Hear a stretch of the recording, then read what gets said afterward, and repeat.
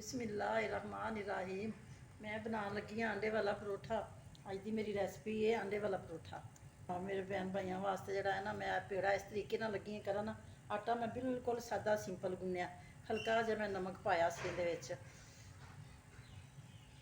ते आंडा जोड़ा है आंडा मैं बना के रखा है। ये एक सब्ज़ मिर्च लीए मैं वो बरीक कट लीए।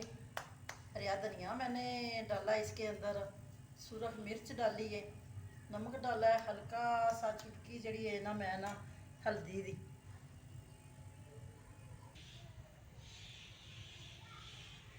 रोटी मैं तवे तो पा ली।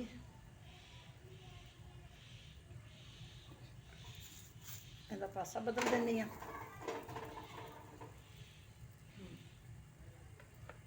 हल्का सा घी लगा दूंगी मैं इसके ऊपर।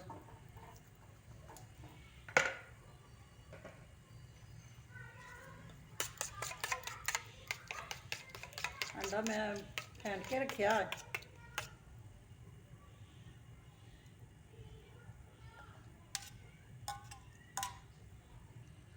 आंडा देखो इधर, आंडा मैं सारे ना रोटी के ऊपर जोड़ा है ना प्रेस कर दिता है कि हूँ जो पराठे ना बदल दें पलट दें दी। मैं थोड़ा सा घी लगा के इसके ऊपर ऐसे करके बहुत आसान है ये तो मज़े। माशाल्लाह देखो कितना प्यारा कलर परोठे का, अंडे वाले का, अंडे वाला परोठा माशाल्लाह बड़ा प्यारा बन गया। ज़्यादा इन मैं रेड नहीं करा दी कि इस तरह जो थोड़ा थोड़ा सुरख सुरख रखा दी।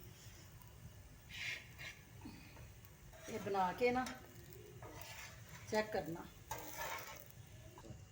बिस्मिल्लाहिर्रहमानिर्रहीम। मैं उतार के प्लेट च रखन लगी हाँ। इहदा वेखो यह नाल अंडे वाला परोठा, चटनी वाली दही, चीनी वाली दही, दोवें दहियाँ मैं बनाइया ने। भावें चीनी वाली दही नाल खाओगे तो भी बड़े मज़ेदार लगेगा, चटनी वाली नाल भी खाओगे तब भी मज़ेदार लगेगा। देखो कितना प्यारा जरा है ना, पुदीने वाली चटनी, धनिया वाली दही, सब्ज़ मिर्च वाली, चीनी वाली दही नाल अंडे वाला परोठा माशाल्लाह बड़ा मज़ेदार जरा है ना तैयार किया है मैं।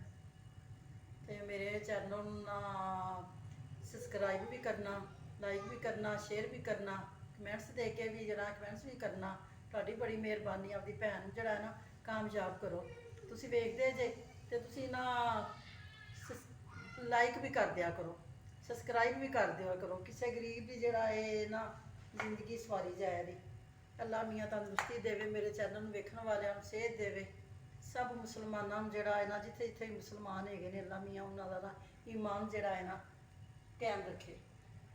अल्लाह हाफिज़।